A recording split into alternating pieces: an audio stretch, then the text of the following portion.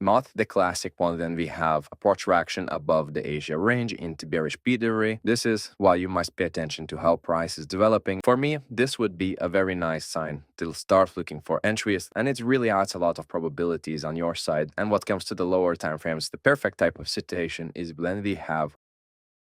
So a few weeks back, we made a full trade breakdown of a setup that I personally didn't take because we analyzed a pair that I don't trade. Right here, we are looking at dollar Swiss. This is a pair that I personally don't trade. I used to in the past, but right now I'm not trading that. But long story short, I got a lot of requests from you guys for me to make these clean, methodical breakdowns of trades and potential opportunities that I personally would take if it would happen on euro dollar, the pair that I trade. If you wanted more of those top-down videos, top-down breakdowns, what I focus on, where my focus goes, what I look at, and so on. This is why I thought it's perfect opportunity, because pretty recently here on dollar Swiss, there was a clean trade that I personally would take if I would be trading dollar Swiss. The trade took place right here on 20th of February, and this whole drop from this top right here on 19th of February to the lows right here was very clean, which was a daily time frame, short-term, quick in and out type of continuation in the form of a lower time frame market maker sell model. So as you guys know, those who've been watching my videos for a while, you guys know that these type of trades are ideal developments, highest probability type of situations when they have a clear daily time frame stage, which in this case right here on 20th of February, we had a bearish stage. I will in a minute show you why, and we will dive into all details. That overall having a clear daily stage is absolutely important, and it really adds a lot of probabilities on your side. And what comes to the lower time frames, the perfect type of situation is when we have a clear setup.